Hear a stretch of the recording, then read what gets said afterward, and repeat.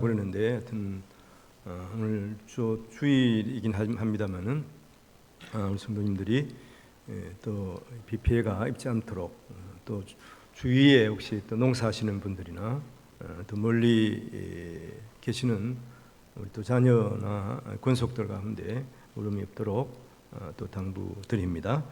오늘 주 안에서 아름다운 협력하는 제목으로 하나님 말씀을 함께 나누기를 원합니다. 사람은 그 사회적 동물이라 그러죠. 함께 또 협력하며 서로 의지하며 또 도우며 살아가야 하는 존재입니다. 그리고 하나님께서는 우리가 사랑의 공동체와 함께 협력하며 살아가도록 하셨습니다.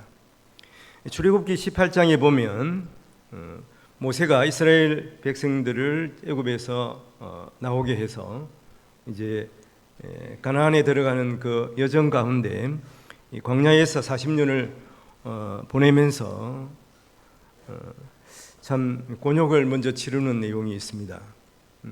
이스라엘 그 지도자로서 또 그들을 또 하나님 말씀으로 가르쳐야 되고, 그리고 그 사막 한가운데, 광야 한가운데서 그들을 또 이끌어야 되는, 그리고 또 그런 일 가운데 많은 사람들이 함께 운집해 있기 때문에 여러 가지 일들이 있지 않겠습니까? 그래서 재판관 역할도 해야 되는 것이죠. 그래서 너무나 혼자 지칠 수밖에 없었습니다. 그때 그 장인 이드로가 그를 찾아와서 조언하는 내용이 18장에 있는데, 먼저 이렇게 조언합니다. 18장 18절에 보니까 너와 또 너와 함께한 이 백성이 필경은 기력이 세하리니 이 일이 내게 너무 중함이라 내가 혼자 할 수 없으리라. 이렇게 조언하면서 그에게 방법을 말하거든요. 그 방법이 1000부장 또 100부장 50부장 10부장 제도를 만들 것을 건의하죠. 그리고 그에게 이렇게 당부를 합니다. 출애굽기 18장 23절에 보면 네가 만일 이 일을 하고 하나님께서도 내게 허락하시면 내게 이 일을 감당하고 이 모든 백성도 또 자기 곳으로 평안히 가리라, 이렇게 말합니다. 그러니까 이제 이 백성들을 인도하는 이 모세가 가나안에 무사히 도착하게 될 것이라, 이렇게 말하는 것이죠. 이 모세는 그 장인의 제안에 맞추어서 이렇게 제도를 만들게 되는 것입니다. 그리고 조직적으로 이스라엘 백성들을 이끌게 되고, 그래서 전체에 큰 유익을 가져온 것을 볼 수가 있습니다. 지혜의 사람 이 솔로몬도 비슷한 얘기를 했습니다. 전도서 4장 9절에 10절에 보면 이런 말씀이 있습니다. 두 사람이 한 사람보다 나음은 그들이 수고함으로 좋은 상을 얻을 것임이라. 혹시 그들이 넘어지면 하나가 그 동물을 붙들어 일으키려니와 홀로 있어 넘어지고 붙들어 일으킬 자가 없는 자에게는 화가 있으리라, 이렇게 말하고 있습니다. 우리나라 속담에도 비슷한 말이 있죠. 백지장도 서로 맞들면 낫다 하는 말이 있습니다. 함께 살아가는 세상이죠. 그래서 서로 협력하고 도움으로 우리가 서로에게 유익이 되는 것을 우리가 알게 됩니다. 이것은 경제 원리에도 아주 유익합니다. 지금부터 한 300년 전인 18세기에 아주 유명한 경제학자가 있습니다. 이분이 애담 스미스입니다. 아마 들어보실 것도 같을 겁니다. 대표 저서가 국부론이라고 있는데, 국부론이란 의미가 뭐냐 하면 국가가 부자 되는 거예요. 나라가 잘 살게 되는, 여튼 이 방법이다, 이렇게 보면 되겠습니다.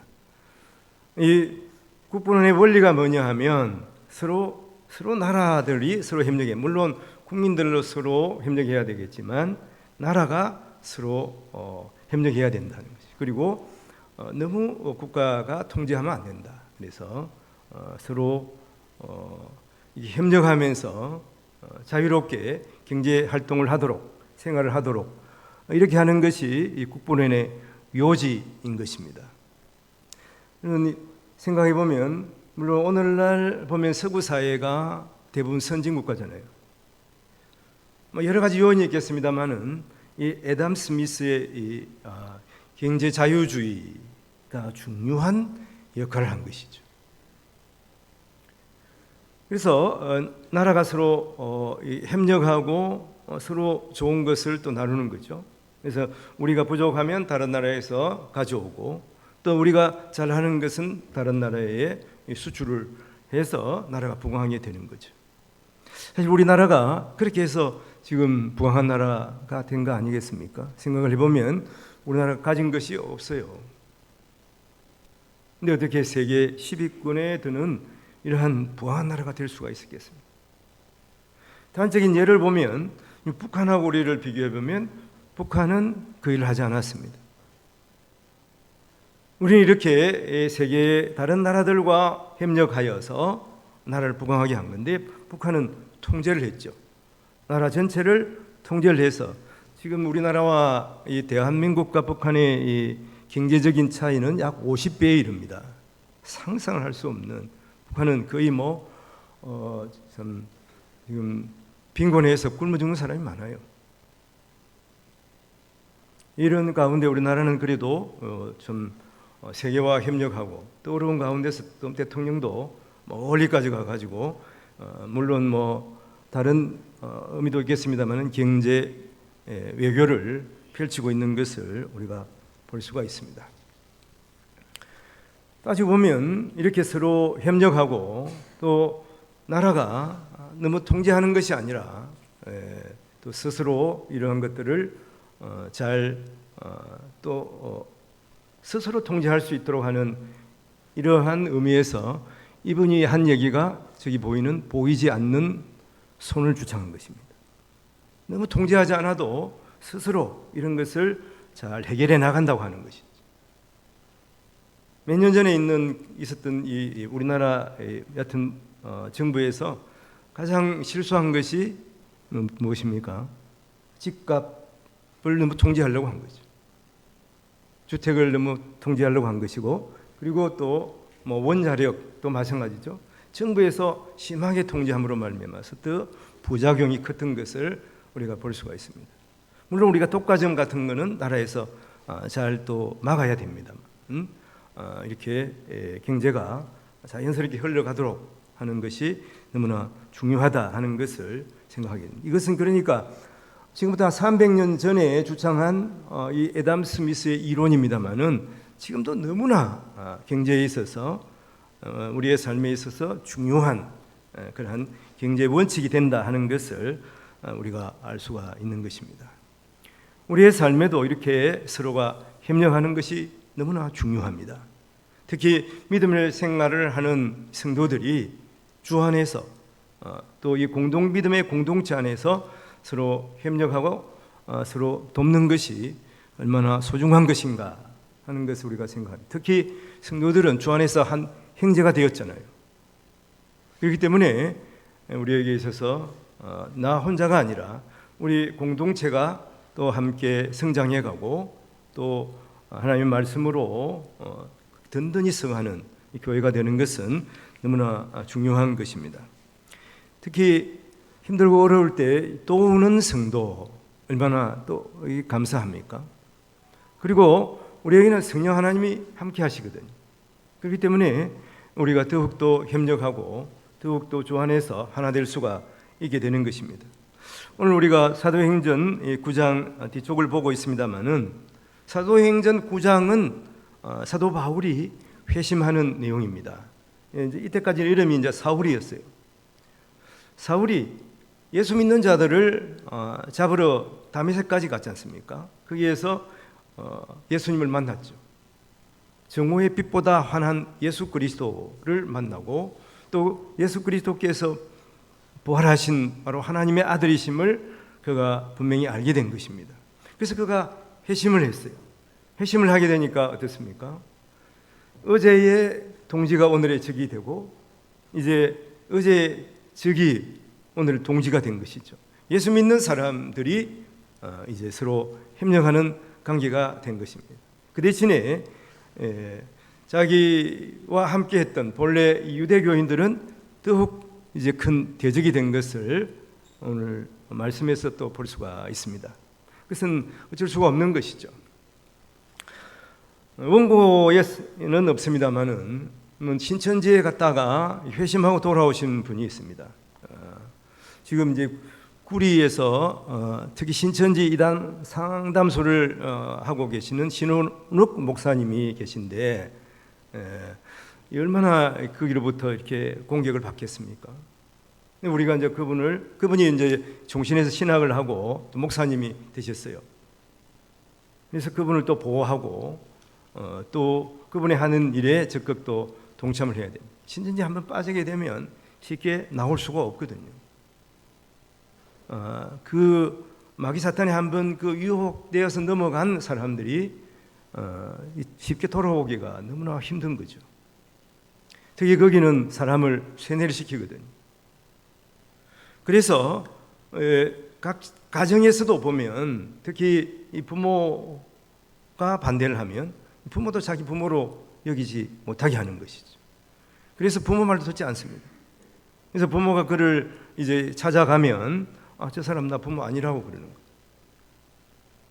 그런데 보면 우리가 믿는 기독교와 이 비슷한 양상을 보이죠. 우리도 보면 우리의 부모 세대가 예수 믿다가 얼마나 고초를 많이 당했습니까?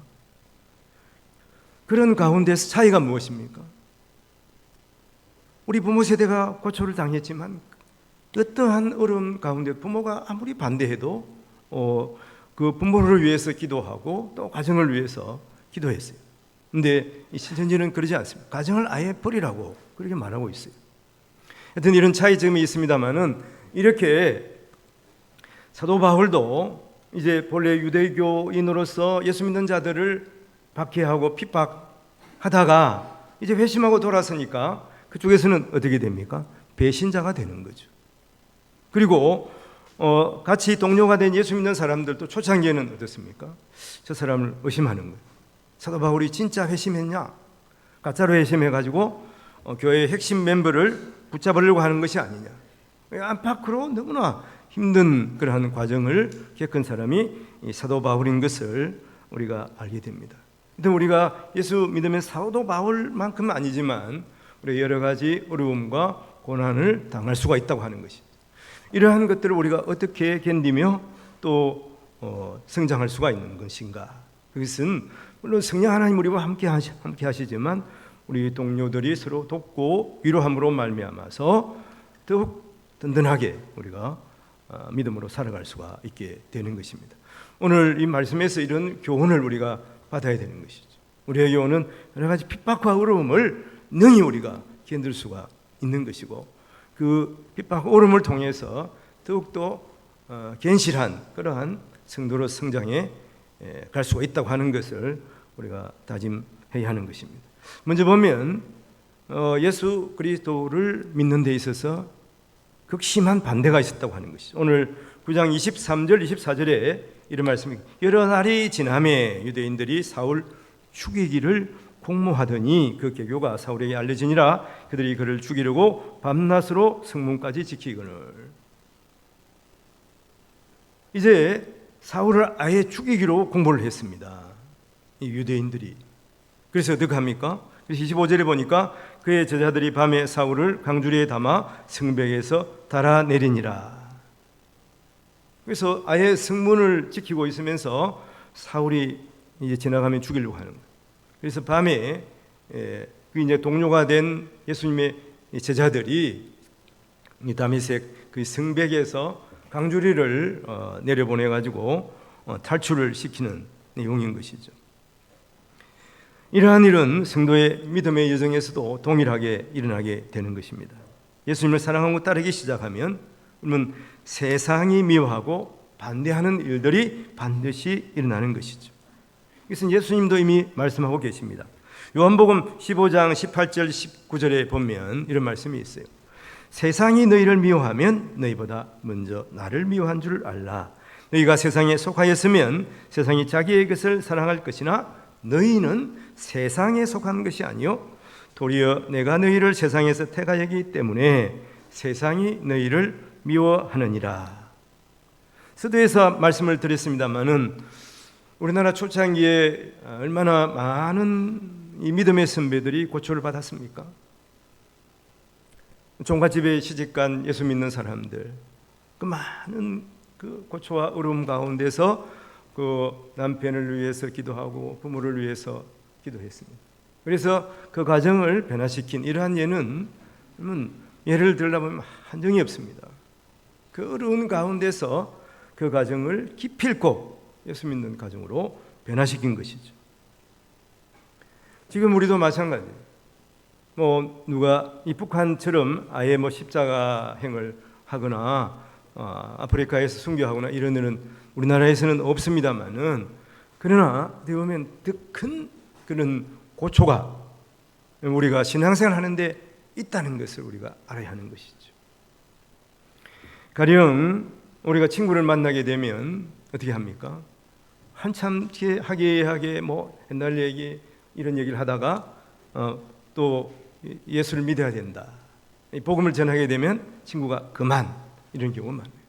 그래서 다 좋은데 그 얘기는 하지 마라, 이런 경우를 우리가 참 흔히 경험하게 되는 것입니다. 근데 사실은 우리가 그 얘기를 안 할 수가 없거든요. 그리고 우리 자신들이 또 변하여 믿는 자들이 되었습니다. 왜냐? 생각이 바뀌었기 때문에, 행동이 변화되었기 때문에, 전에 귀하다고 생각했던 그 가치들이 바뀐 것이죠. 그것이 아무런 값어치가 없는 것을 깨닫게 되는 것입니다. 전에 아무런 가치가 없다고 생각했던 그것이 우리에게 가장 값진 것이 되었습니다. 우리에게는 영생이 주어졌습니다. 그래서 오늘 이 자리에 하나님 앞에 이 비를 뚫고 나와서 예배를 드리고 있는 것이 아니겠습니까? 전에는 이 세상의 것들이 즐겁고 좋았어요. 그러나 이제는 이 세상에 즐겁고 좋은 것들, 가령 굳이 예를 든다면 술, 담배, 그것이 전혀 좋아지지가 않아요. 그래서 주님 앞에 나와 예배하고 찬양하는 것이 더 큰 기쁨이 되고 또 우리에게 더 큰 은혜가 되는 것을 우리가 알고 주님 앞에 이 시간 나온 줄로 믿습니다. 우리의 입술만 예수를 증거하는 것이 아니라 또 우리의 모습으로 증인의 삶을 살아가게 되는 것이죠. 사람들이 그렇게 말하는 것이죠. 그 정도 되면은 하여튼 탈진해서 낙심해서 죽을 것 같은데 어떻게 그렇게 즐겁게 행복하게 살 수가 있느냐, 이런 얘기를 사실 들어야 되는 것이죠. 몸이 아플 때, 힘들 때, 실패했을 때. 예수 믿기 때문에 그런 것이라고 우리가 분명히 증거할 수가 있어야 하는 것이죠. 우리에게는 영원한 천국이 또 주어졌습니다. 또 영원한 삶을 사는 존재가 된 것입니다. 그래서 온 세상의 창조주 하나님이 나의 아버지가 되고 우리는 이 주의 어마어마한 기업을 잇는 자녀가 되었기 때문이에요.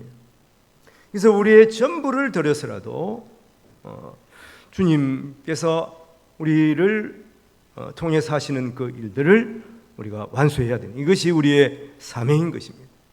우리가 전부를 드릴 수가 있다고 생각한다면 여러분, 무엇이 아깝겠습니까? 무엇이 두렵겠습니까? 전부를 드린다는 것은 우리의 생명을 드린다는 것이거든.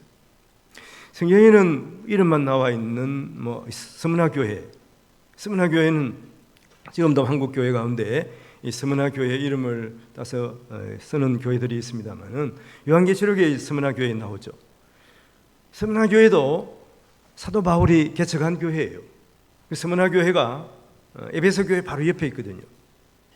바로 옆에는 아니지만 하여튼 거기도 하여튼 큰 항구 도시였습니다. 지금은 에베소보다 더 큰 도시가 되었어요. 이즈밀이라고 아주 그 아름다운 그런 항구 도시인데요. 제가 한 몇십 년 전에 갔습니다만 거기 보니까 그때도 이미 100만이 넘는 그런 항구 도시였습니다. 이즈밀. 거기 가면 지금도 그 교회가 있어요. 근데 스무나 교회는 틈만 있고 지금도 예배를 드리는 교회가 있습니다. 그 교회 이름이 폴리갑 기념교회예요. 이 폴리갑은 사도 요한의 제자로서 AD 155년에 거기에 극심한 그런 박해가 있을 때 그를 이제 화형하기로 결정을 한 것이죠. 붙잡혀서 화형을 당할 위기에 이제 큰 골로세움 같은 은행 경기장 앞에서 불을 지펴놓고서 말합니다. 집행관이, 폴리갑, 네가 이 자리에서, 많은 사람들이 모인 자리에서 예수를 한 번만 부인하면 내가 너를 놓아주겠다. 한 번만 부인해라. 그러니까 폴리갑이 이렇게, 주님께서는 한 번도 나를 부인하지 않으셨고 나를 사랑하여 주셨는데 내가 어떻게 예수를 부인하겠느냐. 그러면서 그가 화형을 당했어요. 기적도 나타나지 않았어요. 어떤 사람들이 볼 때는 한 번인데, 한 번인 모른다고 왜 부인하고 또 예수 믿으면 될 거 아니야. 그러나 그는 내 전부를 들여서라도 예수 그리스도를 증거하고 싶었어요. 주님을 사랑한다고 말하고 싶은 것입니다. 그럼 우리가 살아가는데 우리가 이 폴리갑의 신앙이 중요합니다. 한 번 넘어지면 자꾸 넘어지게 되는 거예요. 마귀사탄의 유혹이 한 번 빠지면 자꾸 빠지게 되는 거예요. 주일날 한 번 빠지잖아요. 그러면 다음에 또 빠져도 되는가 보다. 처음에는 명심의 좀 가책이 와, 주일날 와야 되는데 몇 번 빠지고 나면 이게 무뎌지는 거예요. 양심이 묻어지는 거예요. 마귀사탄이 틈을 타는 것입니다. 그래서 우리에게 오는, 예수 믿는 것 때문에 오는 어려움, 고난, 이런 것이 당연한 것이라고 생각을 하고 우리 믿음을 견지해 나가야 하는 것입니다. 두 번째는 오늘 본문에서 보면 바나바가 중재하는 내용이 나옵니다. 오늘 26절에 보면 사울이 예루살렘에 가서 제자들을 사귀고자 하나 다 두려워하여 그의 제자됨을 믿지 아니하니. 서두에서 말씀드린 것처럼 이제 사울이 다메섹을 탈출해서 예루살렘에 왔습니다. 예루살렘에 오는 그 여정은 하여튼 사실은 보면 성경 전체를 우리가 놓고 보면 갈라디아서 보면 이 사마리아에 갔다가 사울이 예루살렘에 온 것으로 보여집니다. 그러니까 한 2, 3년 뒤에죠. 3년이 지났습니다마는 예루살렘에 있는 사람들은, 예루살렘에 있는 그리스도인들은 그 사울을 믿을 수가 없는 것이죠. 그의 제자됨을 믿지 아니하니. 그럼 사울의 입장에서는 얼마나 기가 차겠습니까? 예수를 그렇게 사랑하고 내가 이렇게 변했는데도 사람들이 믿지를 않는 거예요. 사실 우리가 살아가면서 보면 우리가 억울한 일을 당하잖아요. 근데 자기가 내가 이렇게 억울한 일을 당했다 이렇게 이야기를 해도 사람들이 잘 믿지가 않습니다. 그리고 스스로 변명을 하면 그게 별로 효과가 없어요. 그러나 신실한 다른 사람이 이걸 이야기를 해주면 이 효과가 아주 큰 것이죠. 그래서 오늘 누가 그 얘기를 합니까? 바나바가 그 얘기를 하는 거예요. 바나바가 사울을 적극적으로 변호를 하는 것입니다. 그래서 이 바나바는 사실은 이 예루살렘 교회에서 이미 상당히 존경을 받는 그러한 인물이에요. 사도는 아니지만 하여튼 거의 사도에 가까운 그런 위치에 있었던 사람으로 보여집니다. 27절에 보니까 바나바가 데리고 사도에 가서 그가 길에서 어떻게 주를 보았는지와 주께서 그에게 말씀하신 일과 다메섹에서 그가 어떻게 예수의 이름으로 담대히 말하였는지를 전하니라 이렇게 말하고 있는 것이죠. 바나바는 사울을 그렇게 깊이 알고 그러지는 않아요. 그러나 바나바가 보았을 때, 믿음의 눈으로 그가 봤을 때 이 사울이 진실한 사람인 것을 알았던 것이. 이건 성령 하나님께서 그렇게 가르쳐 주셨을 것이라고 보여집니다. 그래서 그러나 이 바나바에 대해서 변호하는 것은 쉽지가 않습니다. 왜냐하면 사람들은 통상 다른 사람의 일들에 대해서는 잘 개입을 하고 싶지 않아 하거든요. 아주 친한 사람이나 가족 외에는 그러기가 쉽지가 않습니다. 이 바나바의 별명이 뭡니까? 바나바가 이름이 아니라 별명이에요. 위로하는 사람. 위로하는 분이 누구예요? 성령 하나님이죠. 그래서 바나바는 성령님을 닮은 사람이에요. 바나바가 적극적으로 나가서 이 사울이 어떤 사람인가 하는 것을 이렇게 변호하는 것을 볼 수가 있습니다. 우리에게도 이런 바나바가 같은 사람이 있어야 되고 우리 자신들이 되어야 하는 것이죠. 특히 힘들고 어렵고 참 억울한 일을 당한 사람에게 우리가 도움을 줄 수가 있어야 되는 것이죠. 그래서 우리 성도님들 가운데 혹 그런 분이 있으면 우리가 적극적으로 그를 도와야 하는 것이죠. 내가 한마디 해도 이렇게 위로 말을 한다고 뭔 도움이 되겠냐 이랬지만 실제로 어려움을 당한 경우에 이 말 한마디로 위로하는 것도 대단한 힘이 되는 거예요.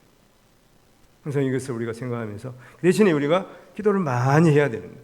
기도하고 그 사람에게 정말 위로가 되고 필요한 말씀을 하나님께서 나에게 주시옵소서. 성령 하나님께서 가르쳐주시라고 우리가 기도해야 되는, 기도하면 그런 마음을 우리에게 주십니다.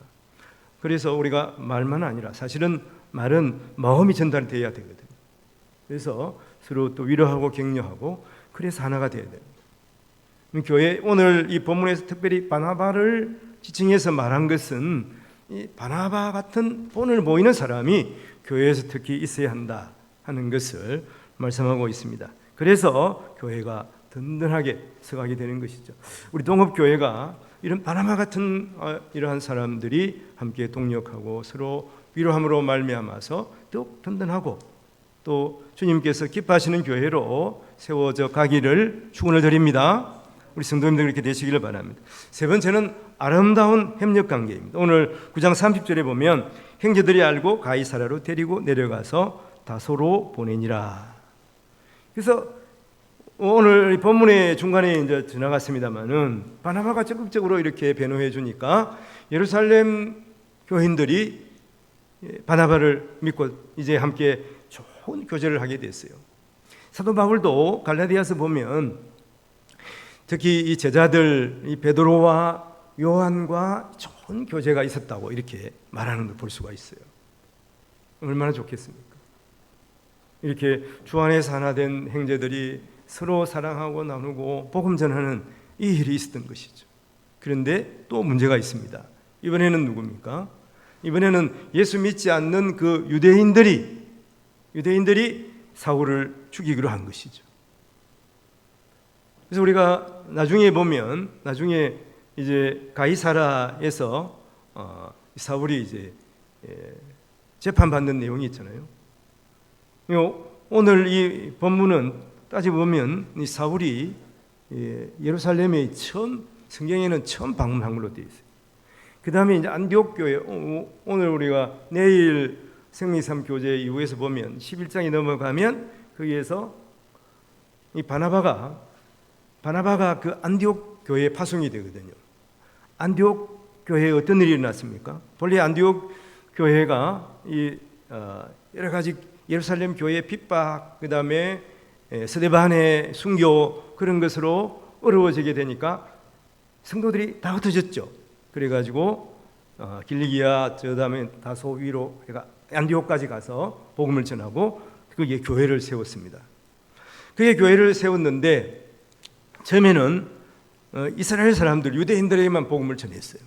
그런데 헬라 사람들, 그리스 사람들, 이방인들에게 복음을 전하기 시작하는 것이죠.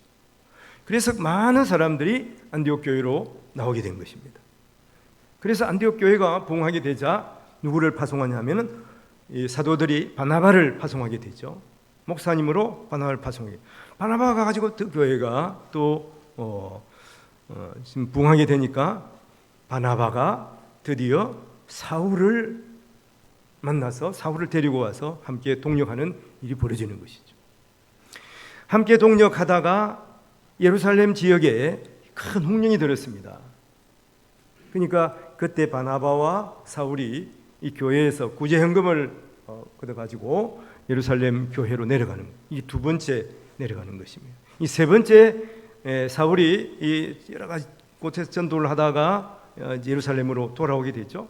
돌아오게 돼서 거기서 붙잡혀서 이제 재판을 받는 내용이 이 세 번째 돌아오는 예루살렘에 오는 내용인데 거기에서 어떤 일이 있습니까?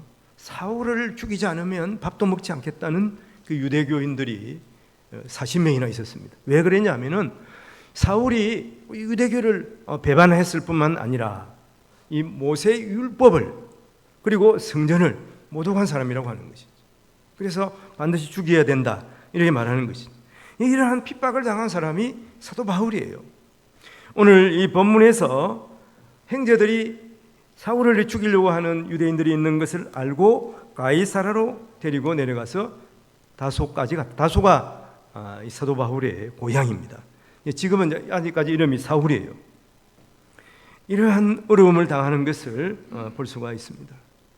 어려운 가운데 이렇게 제자들이 이러한 어려움을 당하는 사울을 도왔어요. 사울을 데리고 여기 갔다가 또 핍박하면 또 데리고 여기로 갔습니다.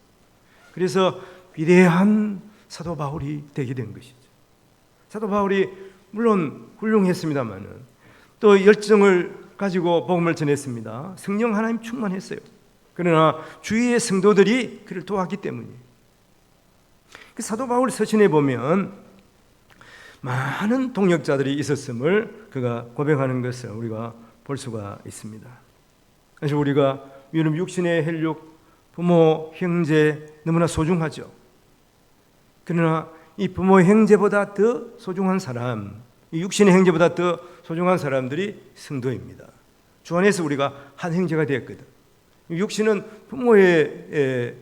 부모로 말미암아서, 육신의 부모로 말미암아서 이제 형제가 되는 거잖아요. 근데 영적인 우리의 형제는 무엇입니까? 예수 그리스도로 말미암아서 우리가 다시 태어난 거예요. 다시 태어났으니까 다시 형제들이 생긴 거죠. 그 형제들이 주 안에서 우리 하나 된 우리 성도들인 것입니다. 그리고 육신의 우리 혈육 관계는 우리의 육체의 호흡이 끝나는 순간 끝나는 거예요. 관계가 없어지는 거예요. 저 천국에서 알 수는 있을지 모르지만 혈육 관계는 끝나는 것이거든요. 천국 우리가 죽고 나면 끝나는 거예요, 사실. 그때는 뭐가 남습니까? 주 안에서 한 형제된 형제자매는 우리가 주님을 찬양하면서 형제자매로 영원히 살아가게 되는 것이거든요. 그러니까 우리가 이 육신의 형제보다 이 영적인 형제된 것이 더 귀한 거 아니겠습니까? 우리가 반드시 이것을 알고 우리가 신앙생활을 해야 돼요. 그래서 우리가 복음을 전할 때 예수 믿어서 제시선 받고 구원받고 하나님의 백성이 되었습니다. 이것도 중요합니다만은 우리가 예수 그리스도를 영접함으로 말미암아 예수를 믿음으로 말미암아 우리는 한 형제가 되었습니다.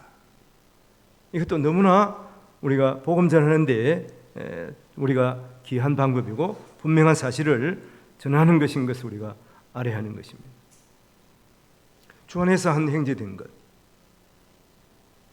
이것이 얼마나 소중한 관계입니까? 그래서 이 사실을 우리가 주위 사람들에게 전하면서 주님을 경외하는 자들로서 우리가 함께 예수 그리스도를 찬양하고 또 예수 그리스도를 믿고 신앙생활을 하면서 살아가는 것이 얼마나 우리에게 큰 은혜인가. 그리고 이 일은 영원히 계속되는 거예요. 그리고 주님 다시 오실 때 온 성도들이 함께 주의 형제로서 어떻게 보면 어깨 동무를 하면서 주님을 환영하게 될 것입니다. 주님 오심을 감사하면서 찬양하게 되는 것이죠.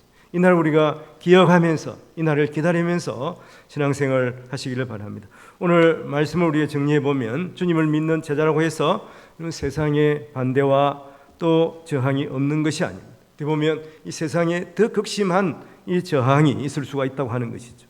이럴 때 어떻게 해야 됩니까?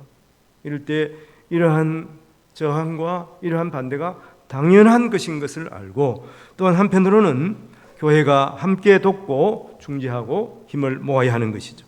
바나바 같은 중재자가 되어야 하는 것입니다. 성령이 하나님께 하시고 도우실 것을 믿어야 합니다. 성도들이 아름다운 동력을 함으로 말미암아서 또 서로가 더욱 견실하고 더욱 주 안에서 성장하는 우리 성도들이 되고 믿음의 자리를 믿음의 자리를 고수하는 우리 성도들이 되시기를 바랍니다. 이럴 때 성령 하나님이 함께 하시고 주의 능력이 나타나서 교회가 더욱 아름답고 든든하고 평안하게 서갈 것이라고 오늘 성경은 기록하고 있습니다. 오늘 특별히 평안하게 서간다. 여러분 예루살렘 교회를 보세요. 고난이 없었던 것이 아니에요. 핍박이 없었던 것이 아니에요. 그런 가운데서 교회가 든든하고 평안하게 서갔다고 성경은 기록하고 있습니다. 이 은혜가 우리 모든 성도들과 우리 동업교회에 충만하시기를 주님의 이름으로 축원을 드립니다. 기도하겠습니다. 하나님 아버지, 예수 믿고 구원받아 하나님의 자녀되게 하심을 감사합니다. 믿음으로 살아갈 때 세상에 반대가 있습니다. 때로는 예수 믿지 않을 때보다 더 극심한 그러한 반대가 있습니다. 그럴 때 결코 낙심하거나 좌절하지 않게 하여 주시옵소서. 하나님 아버지, 서로 동력하며 협력하여 하나 되게 하여 주시고 우리 스스로가 또한 바나바와 같은 위로자가 되게 하시고 중재하는 사람이 되게 하여 주시기를 원합니다. 성령 충만하여 다른 사람을 변호하는 변호자가 되게 하여 주시기를 원합니다.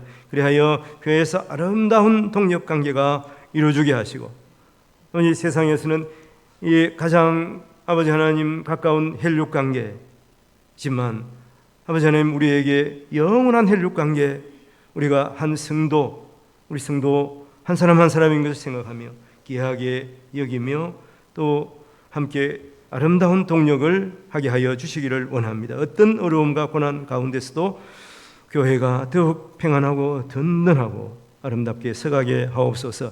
감사하고 우리를 죄에서 구원하신 우리 구주 예수님 이름으로 기도합니다. 아멘. 우리 함께 일어서서 323장 함께 찬양합니다.